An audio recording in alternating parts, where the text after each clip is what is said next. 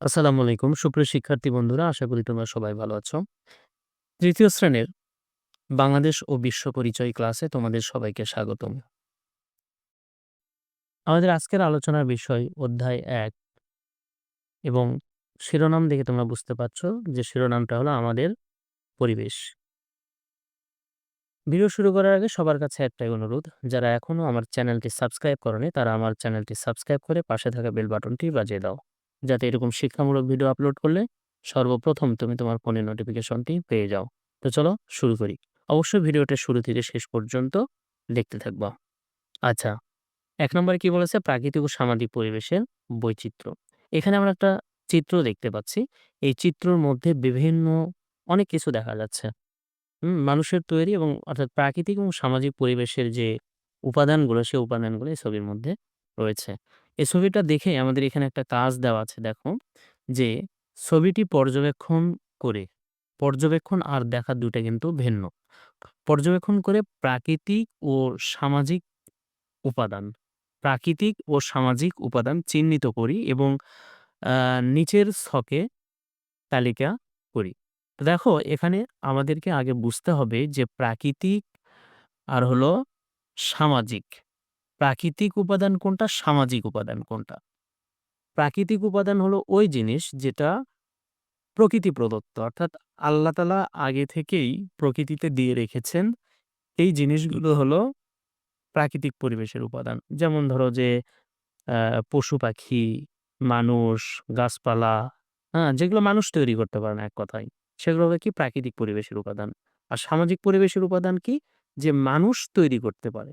মানুষ তৈরি করতে পারে যে উপাদানগুলো, সেগুলোই হলো সামাজিক পরিবেশের উপাদান। তাহলে কিন্তু আমাদের এখান থেকে এখন বের করতে সহজ হবে। যেমন দেখো যে মানুষ তৈরি করতে কি পারে? বিদ্যালয়, বাড়ি, হ্যাঁ? তাহলে হলো বাড়ি, হ্যাঁ? মসজিদ, মন্দির ইত্যাদি, এগুলো মানুষের তৈরি। তো চলো দেখে নেই আমরা সামাজিক এবং প্রাকৃতিক পরিবেশের উপাদানগুলো কি, কি? তো দেখো প্রাকৃতিক পরিবেশের উপাদান হলো সূর্য, নদী, পাহাড়, গাছপালা, গরু, কুকুর, তৃণভূমি, পাখি। সামাজিক পরিবেশের উপাদান কি? ঘরবাড়ি, মসজিদ, মন্দির, হাট-বাজার, বিদ্যালয়, রাস্তা, যানবাহন, খেলার মাঠ, বল, নৌকা। ওকে, আমরা বুঝতে পারলাম। আচ্ছা, এরপরে দেখো আমরা আ আমরা এখানে বেশ অত্যন্ত মনোযোগ সহকারে প্রত্যেকটা লাইন পড়ব। আচ্ছা, প্রাকৃতিক পরিবেশের উপাদানগুলোর মধ্যে বৈচিত্র্য রয়েছে। কি রয়েছে? বৈচিত্র্য রয়েছে। কোথাও রয়েছে উঁচু-নিচু পাহাড়-পর্বত, কোথাও সাগর-মহাসাগর, কোথাও নদ-নদী, খাল-বিল, হাওর-বাওর, নিচু এলাকা ইত্যাদি। এগুলো কিন্তু প্রাকৃতিক পরিবেশের আমাদের বৈশিষ্ট্য। আচ্ছা, পোকামাকড় থেকে শুরু করে হাতির মতো বিশাল প্রাণী এবং বিভিন্ন ধরনের উদ্ভিদ নিয়ে জীবজগৎ। তাহলে জীবজগৎ কিভাবে গঠিত হয়? বলেছে যে পোকামাকড় থেকে শুরু করে হাতির মতো বিশাল প্রাণী এবং বিভিন্ন ধরনের উদ্ভিদ নিয়ে জীবজগৎ গঠিত হয়। ঠিক আছে? আচ্ছা, কোনো অঞ্চল বৃষ্টিপ্রবণ, আবার কোনো অঞ্চল শুষ্ক মরুভূমি। কি বলছে? কোনো অঞ্চল বৃষ্টিপ্রবণ, আবার কোনো অঞ্চল শুষ্ক মরুভূমি। কোনো অঞ্চলের আবহাওয়া গরম, আবার কোথাও শীতল। বাংলাদেশে গ্রীষ্মকালে গরম এবং শীতকালে কি হয়? ঠান্ডা অনুভূত হয়। এদেশে বর্ষাকালে প্রচুর বৃষ্টিপাত হয়। বর্ষাকালে কি হয়? প্রচুর বৃষ্টিপাত হয়। অতিবৃষ্টির কারণে কখনো, কখনো বন্যা হয়। কি হয়? অতিবৃষ্টির কারণে বন্যা হয়। আবার অনাবৃষ্টির কারণে খরাও হয়। অনাবৃষ্টির কারণে কি হয়? খরাও হয়। এভাবেই গড়ে উঠেছে বৈচিত্র্যপূর্ণ প্রাকৃতিক পরিবেশ। ওকে? আচ্ছা, এরপরে দেখো সামাজিক পরিবেশের বিভিন্ন উপাদানের মধ্যেও বৈচিত্র্য রয়েছে। সামাজিক পরিবেশের বিভিন্ন উপাদানের মধ্যেও কি রয়েছে? বৈচিত্র্য রয়েছে। বিভিন্ন ধর্মের মানুষের বিভিন্ন রকম উৎসব। কি? বিভিন্ন ধর্মের মানুষের মধ্যে বিভিন্ন রকম উৎসব। যেমন ঈদ মুসলমানদের একটা বড় উৎসব, পূজা হিন্দুদের একটি বড় উৎসব, বুদ্ধ পূর্ণিমা বৌদ্ধদের একটি বড় উৎসব, বড়দিন খ্রিস্টানদের একটা বড় উৎসব। এই যে ৪ টা বড়, বড় উৎসবের কথা এখানে আমরা দেখতে পাচ্ছি। বাংলাদেশের যে ৪ টি প্রধান ধর্ম আছে মুসলমান, হিন্দু, বৌদ্ধ এবং খ্রিস্টান। এই খ্রিস্টানদের বড় অনুষ্ঠান এগুলা। আচ্ছা, মানুষের প্রয়োজনে গড়ে উঠেছে স্কুল, মাদ্রাসা ও কলেজের মতো বিভিন্ন ধরনের শিক্ষা প্রতিষ্ঠান। এগুলো কাদের প্রয়োজনে? মানুষের প্রয়োজনে। মানুষ যাতে সভ্য হয়ে উঠতে পারে এইজন্য এই প্রতিষ্ঠানগুলো গড়ে উঠেছে। আমাদের সমাজে রয়েছে কৃষক। তাহলে আমাদের সমাজে কি রয়েছে? কৃষক, মৎস্যজীবী যারা মাছ চাষ করে, ব্যবসায়ী, রিক্সা চালক, শিক্ষক, ডাক্তার ও শ্রমিকসহ বিভিন্ন পেশার মানুষ। তাহলে বিভিন্ন পেশার মানুষ আমাদের এই সমাজে আছেন। যাতায়াতের জন্য আমরা ব্যবহার করি বিভিন্ন ধরনের যানবাহন যেমন রিক্সা, গাড়ি, ট্রেন, লঞ্চ, বিমান ইত্যাদি। একেক অঞ্চলের মানুষের ঘরবাড়ি, ভাষা, খাদ্যাভ্যাস একেক রকম। কোনো অঞ্চলের মানুষের সাথেই কোনো অঞ্চলের মানুষের সংস্কৃতির সাথেই কোনো অঞ্চলের মানুষের সংস্কৃতি কিন্তু মিলবে না। একেক অঞ্চলের মানুষের সংস্কৃতি একেক রকম। গ্রাম ও শহরের ঘরবাড়ি, রাস্তাঘাট, বাজার, জীবনযাত্রা ইত্যাদির মধ্যে রয়েছে ভিন্নতা। এদেশে বেশিরভাগ অফিস, আদালত, কলকারখানা শহরে অবস্থিত। তাহলে আমাদের বেশিরভাগ অফিস আদালত কোথায়? অফিস আদালত এবং কলকারখানা শহরে অবস্থিত। আবার কৃষি খামারগুলো গ্রামে অবস্থিত। কৃষি খামারগুলো কোথায়? কৃষি খামারগুলো গ্রামে অবস্থিত। ঠিক আছে? এভাবে দেশের বিভিন্ন অঞ্চলের প্রাকৃতিক ও সামাজিক পরিবেশে ভিন্নতা রয়েছে। আচ্ছা, এখন এখানে বিষয়বস্তু পড়ি এবং প্রাকৃতিক ও সামাজিক পরিবেশের বৈচিত্র্য নিচের ছকগুলিতে লিখি। আচ্ছা, দেখো প্রাকৃতিক পরিবেশের বৈচিত্র্যটা এখানে আমরা দিয়েছে ভূমিরূপ। তাহলে ভূমিরূপটা কেমন? প্রাকৃতিক পরিবেশের কোথাও সমতল, কোথাও উঁচু-নিচু, পাহাড়, পর্বত। এরপর কি আছে? প্রাণী। প্রাণী কি? প্রাকৃতিক পরিবেশের প্রাকৃতিক পরিবেশে রয়েছে ক্ষুদ্র কীটপতঙ্গ থেকে হাতির মতো বিশাল প্রাণী। এগুলো কিন্তু আমাদের প্রাকৃতিক পরিবেশের বৈচিত্র্য। এরপর কি? আবহাওয়াটা দেখো। প্রাকৃতিক পরিবেশের কোথাও উষ্ণ অঞ্চল, কোথাও শীতল অঞ্চল, কোথাও বৃষ্টিপ্রবণ সবুজ প্রান্তর, কোথাও শুষ্ক মরুভূমি, কখনো অতিবৃষ্টি হয়, কখনো অতিবৃষ্টিতে বন্যা হয়, কখনো অনাবৃষ্টির কারণে খরা হয়। এগুলো হলো আমাদের আবহাওয়া। এরপরে জলাশয়। প্রাকৃতিক পরিবেশের কোথাও সাগর, মহাসাগর, কোথাও নদ-নদী, খাল-বিল ও হাওর-বাওর রয়েছে। উদ্ভিদ। উদ্ভিদ প্রাকৃতিক পরিবেশের কোথাও ছোট গাছপালার ঝোপঝাড়, কোথাও সুউচ্চ গাছের বনভূমি, কোনো গাছে সুন্দর ফুল হয়, আবার কোনো গাছে সুস্বাদু ফল। এগুলো হলো আমরা কি জানলাম? প্রাকৃতিক পরিবেশের বৈচিত্র্য। এরপরে সামাজিক পরিবেশের বৈচিত্র্যটা আমরা একটু লক্ষ্য করব। পেশা কি? এখানে বিভিন্ন পেশার মানুষ রয়েছে। যেমন কি জেলে, কৃষক, ব্যবসায়ী, রিক্সা চালক, শিক্ষক, ডাক্তার ইত্যাদি। যানবাহনটা কি? যানবাহন যান যাতায়াতের সুবিধার জন্য বিভিন্ন ধরনের যানবাহন আছে। যেমন রিক্সা, গাড়ি, ট্রেন, লঞ্চ, বিমান ইত্যাদি। শিক্ষা প্রতিষ্ঠান। শিক্ষা প্রতিষ্ঠানের মধ্যে কি, কি আছে? স্কুল, কলেজ, মাদ্রাসা, ক্রীড়া শিক্ষা প্রতিষ্ঠান, বিশ্ববিদ্যালয় ইত্যাদি। ধর্মীয় অনুষ্ঠানের মধ্যে কি, কি রয়েছে? দেশের বিভিন্ন ধর্মের মানুষ ঈদ, পূজা, বড়দিন, বুদ্ধ পূর্ণিমা ইত্যাদি পালন করে। এরপর কি আছে? ঘরবাড়ি। গ্রামে আছে কুঁড়ে ঘর, টিনের ঘর, মাটির ঘর, আধা পাকা ঘর। তবে গ্রামে কিছু, কিছু পাকা বাড়ি ঘরও দেখা যায়। অন্যদিকে শহরে আছে দালান ও বিশাল সব ইমারত। ওকে? আমরা কিন্তু প্রাকৃতিক এবং সামাজিক পরিবেশের যে বৈচিত্র্য এটি কিন্তু আমরা দেখে নিলাম এবং এটা একটা প্রশ্নও হতে পারে এখান থেকে। আচ্ছা, এখানে তোমাদের একটা অ্যাসাইনমেন্ট দিয়েছে। অ্যাসাইনমেন্টটা কি? আমার নিজ এলাকার প্রাকৃতিক বৈচিত্র্য বর্ণনা করি। অবশ্যই আমি যেখানে বসবাস করি আমার আশেপাশের যে প্রাকৃতিক পরিবেশ সেটা কিন্তু আমি অনায়াসেই বর্ণনা করতে পারবো। গ্রাম ও শহরের আবাসিক এলাকার বৈচিত্র্য লিখি। গ্রামে এবং শহরে আমরা যেমন আবাসিক যেখানে মানুষ বসবাস করে আবাসিক এলাকার বৈচিত্র্যটা আমরা তুলে ধরতে পারি।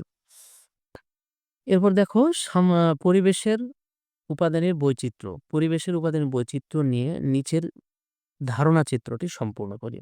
ওকে? পরিবেশের উপাদানের বৈচিত্র্য এটা। তো দেখো আমরা একটু ছোট করে দেখব।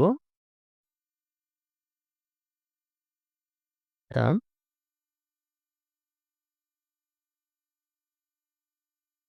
আচ্ছা দেখো এখানে পরিবেশের বৈচিত্র্য। কি বলেছে? পরিবেশের বৈচিত্র্য, পরিবেশের বৈচিত্র্যের মধ্যে আমরা এখানে কি, কি দেখতে পাচ্ছি? প্রাণী। প্রাণীর মধ্যে আবার কি, কি আছে? গরু, ছাগল, মুরগি। এরপরে গাছপালা।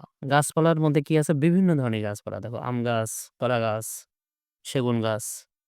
এরপরে ঘরবাড়ি, টিনের ঘর, কুঁড়ে ঘর, দালান ইত্যাদি। প্রতিষ্ঠানের মধ্যে কি, কি আছে? স্কুল, মসজিদ, পাঠাগার। যানবাহন, রিক্সা, বাস, ট্রেন। জলাশয়, পুকুর, বিল, নদী, প্রাণী তো আমরা আগেই পড়েছি। এটা হলো আমাদের কি পরিবেশের উপাদানের বৈচিত্র্য। ঠিক আছে? ওকে।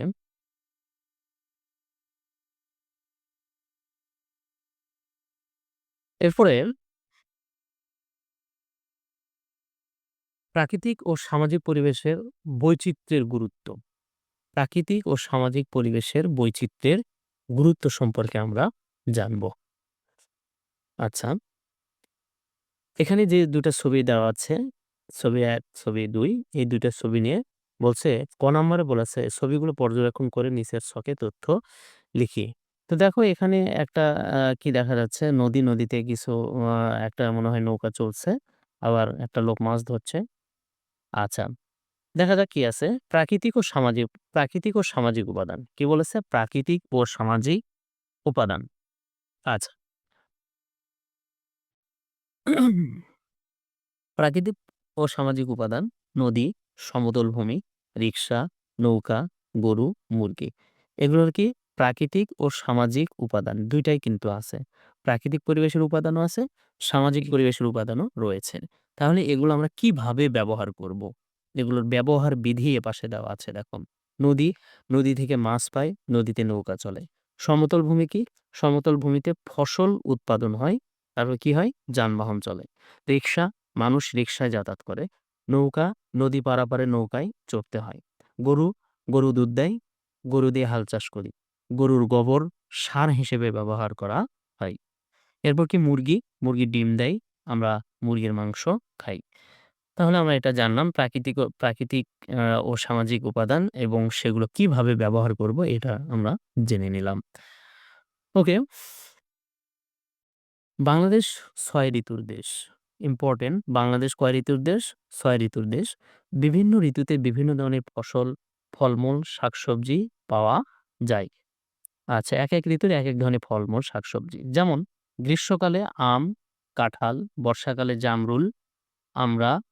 আচ্ছা, শীতকালে কি পাওয়া যায়? কমলা, বরই ইত্যাদি পাওয়া যায়। কলা ও পেঁপে সারা বছরই পাওয়া যায়। কলা ও পেঁপে পাওয়া যায় সারা বছরই। পরিবেশের বৈচিত্র্যের কারণে বিভিন্ন অঞ্চলে বিভিন্ন ধরনের উদ্ভিদ ও প্রাণী পাওয়া যায়। তবে কিসের কারণে? পরিবেশের বৈচিত্র্যের কারণে। বিভিন্ন অঞ্চলে বিভিন্ন ধরনের উদ্ভিদ ও প্রাণী পাওয়া যায়। পাহাড় ও বনভূমিতে পাহাড় ও বনভূমিতে থাকা গাছপালা আমাদেরকে কাঠ ও অক্সিজেন দেয়। তাহলে কি করে? যে পাহাড় ও বনভূমিতে থাকা গাছপালা আমাদেরকে কাঠ ও অক্সিজেন দেয়। বিস্তীর্ণ সমতল ভূমিতে আমরা নানা ফসল ফলাই। কি ফলাই? বিস্তীর্ণ সমতল ভূমিতে আমরা নানান ফসল ফলাই। যেমন নদ-নদী, হাওর-বাওর, খাল-বিল থেকে মাছ পাই। তাহলে আমাদের মাছের উৎস কি? নদ-নদী, হাওর-বাওর, খাল-বিল ইত্যাদি। এগুলো থেকে আমরা কি পাই? মাছ পাই। এছাড়া এগুলো যাতায়াত, মালামাল পরিবহন, সেচ কাজে ব্যবহার করা। পরিবেশের এসব বিচিত্র উপাদান মিলিতভাবে পরিবেশের ভারসাম্য রক্ষা করে। কে বিভিন্ন এলাকায় বিভিন্ন জাতি, ধর্ম, গোষ্ঠীর লোক মিলেমিশে বসবাস করে। ঠিক আছে? বিভিন্ন এলাকায় বিভিন্ন জাতি, ধর্ম, গোষ্ঠীর লোক মিলেমিশে বসবাস করে। এর ফলে তাদের মধ্যে সম্প্রীতি ও বন্ধুত্বপূর্ণ সম্পর্ক গড়ে ওঠে। তাহলে এক পরিবেশের মানুষের সাথে বন্ধুত্বপূর্ণ ও সম্প্রীতির গড়ে ওঠে কি কারণে? মিলেমিশে বসবাসের কারণে। প্রাকৃতিক বৈচিত্র্যের কারণে প্রাকৃতিক বৈচিত্র্যের কারণে সড়কপথ, নৌপথ, রেলপথ ইত্যাদি বিভিন্ন ধরনের যোগাযোগ ব্যবস্থা গড়ে ওঠে। তাহলে কি কারণে? প্রাকৃতিক বৈচিত্র্যের কারণে সড়ক, নৌ, রেল ইত্যাদি পথ যোগাযোগ ব্যবস্থা গড়ে ওঠে। আমাদের জীবনে প্রাকৃতিক পরিবেশের ন্যায় সামাজিক পরিবেশের বৈচিত্র্য অত্যন্ত গুরুত্বপূর্ণ।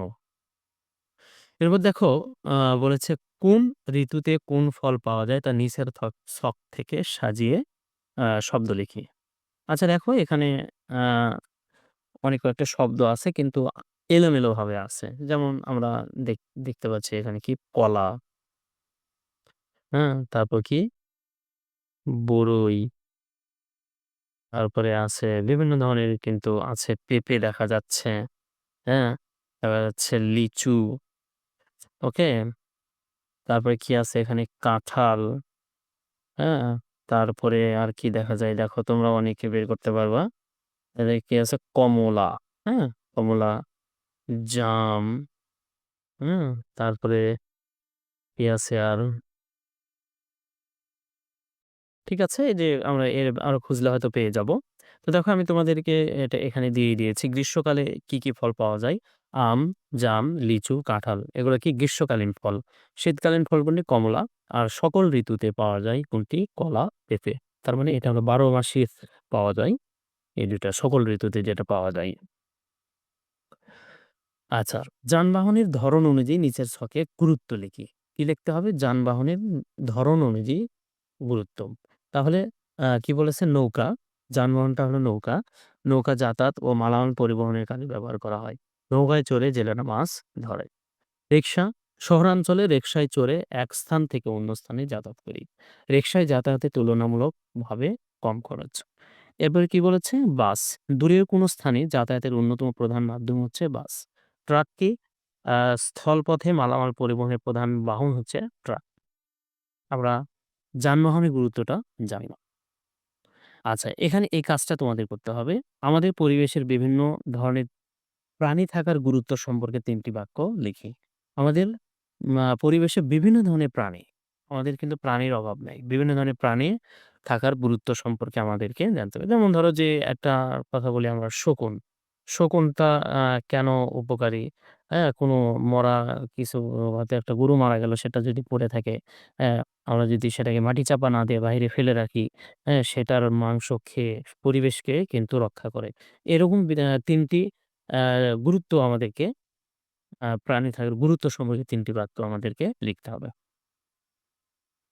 আচ্ছা ৩ নম্বর দেখো, পরিবেশ সংরক্ষণের গুরুত্ব। আমরা যে পরিবেশে বসবাস করছি, এই পরিবেশটা সংরক্ষণের দায়িত্ব কিন্তু আমাদেরই। যদি আমরা এই পরিবেশকে সংরক্ষণ করতে না পারি, তাহলে বিপদে আমরাই পড়ব। আচ্ছা, এখানে যে ছবিটা আমরা দেখতে পাচ্ছি, এই ছবিতে কি বলছে দেখো, ছবিটিতে রাস্তার পাশে ডাস্টবিন বা ময়লা ফেলার বিন দেখা যাচ্ছে। এখানে একটা ডাস্টবিন রয়েছে।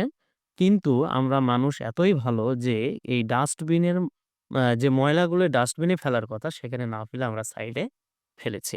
লোকজন বিনে ময়লা না ফেলে খোলা জায়গায় ময়লা ফেলেছে। এই যে এখানে ফেলে দিয়েছে। খোলা জায়গায় ময়লা ফেলার কারণেই দুর্গন্ধ ছড়াচ্ছে। এতে বায়ু দূষণ হচ্ছে। আর বায়ু দূষণ ঘটা মানে আমাদের কি? আমরাও বিপর্যয়ে পড়া। ২ নম্বর চিত্রে কি দেখতে পাচ্ছি যে এখানে একটা নদী দেখা যাচ্ছে এবং এখানে কি আছে অনেকগুলো কলকারখানা। ঠিক আছে? এই কলকারখানার যে বজ্র হয়তো এই পানিতে মিশে পানিটা দূষিত হয়ে গেছে। আচ্ছা চলো বিভিন্ন ধরনের বর্জ্য ও কলকারখানার ময়লা নদীতে ফেলার কারণে নদীর পানি দূষিত হয়ে পড়ছে। এজন্য নদীর মাছ মরে ভেসে উঠেছে। এই যে দেখা যাচ্ছে এগুলো হয়তো মাছ মরে কি ভেসে উঠেছে। কারণ পানির মাছের যে স্বাভাবিক জীবনযাত্রা এখানে কিন্তু ব্যাহত হয়েছে। যার কারণে মাছগুলো মরে ভেসে উঠেছে। এরপরে আমরা দেখতে পাচ্ছি কি সুন্দর একটা শহর, তাই না? এই শহরের মধ্যে জলাবদ্ধতার সৃষ্টি হয়েছে। দেখো, পানি নিষ্কাশনের সুব্যবস্থা না থাকায় বর্ষায় শহরে জলাবদ্ধতার সৃষ্টি হয়েছে। জলাবদ্ধতার কারণে মানুষের স্বাভাবিক চলাচলে বিঘ্ন ঘটেছে। বাধ্য হয়ে মানুষ যাতায়াতের জন্য নৌকা ব্যবহার করছে। স্বাভাবিক। আচ্ছা উপরের ছবিগুলো পর্যবেক্ষণ করি কোন ছবিতে কি ঘটছে তা পাশের ঘরে লিখে আমরা তোমাদের সুবিধার্থে আমি কিন্তু এটা দিয়ে দিয়েছি। ওকে? আচ্ছা। এরপরে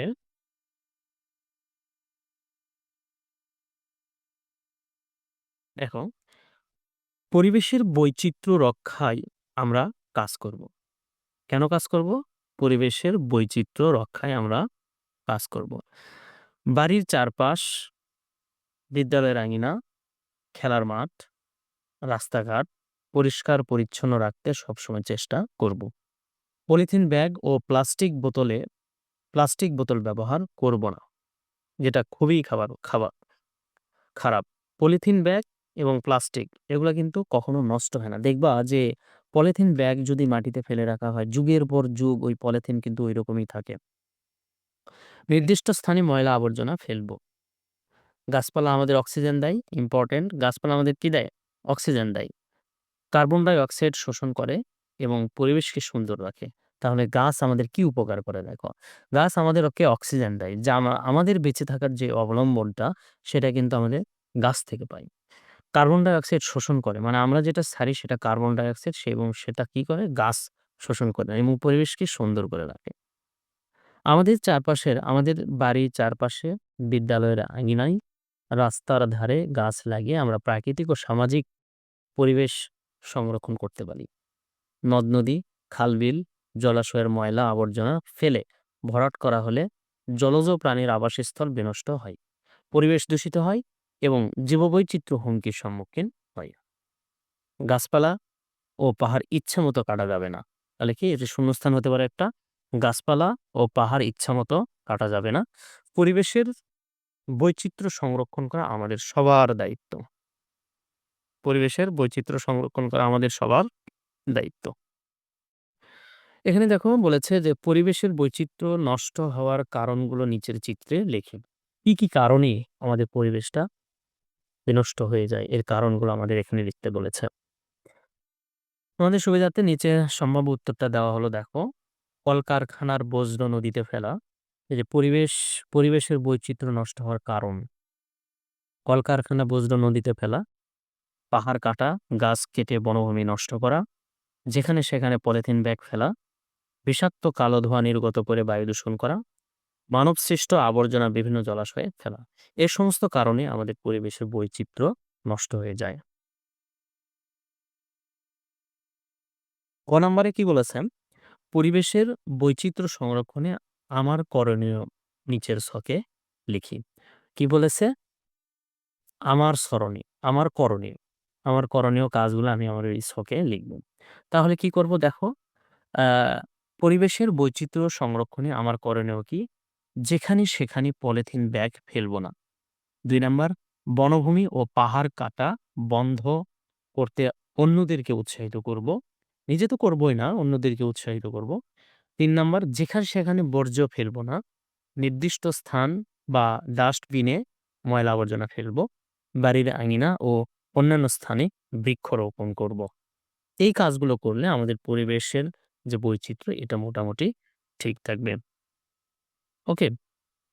ঘ নম্বরে দেখো, নিচের ছবিগুলোতে কে কি করছে তা দেখি, আ ও এক্ষেত্রে আমি কি করব তা পাশের খালি ঘরে লিখি।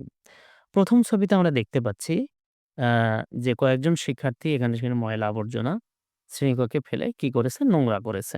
তাহলে এখানে যে নোংরা করেছে, তাহলে আমার এখন করণীয় কি? আমি কি এরকমই রাখবো? নাকি এটাকে একটু চেঞ্জ করব বা পরিবেশটাকে রক্ষা করব? তাহলে ১ নম্বর চিত্রে আমরা দেখতে পাচ্ছি যে যা করেছে, কয়েকজন শিক্ষার্থী যেখানে সেখানে ময়লা আবর্জনা ফেলে শ্রেণীকক্ষের পরিবেশ নোংরা করেছে। আর আমি কি করব? এক্ষেত্রে আমি সবাইকে নির্ধারিত স্থানে ময়লা আবর্জনা ফেলতে উৎসাহিত করব।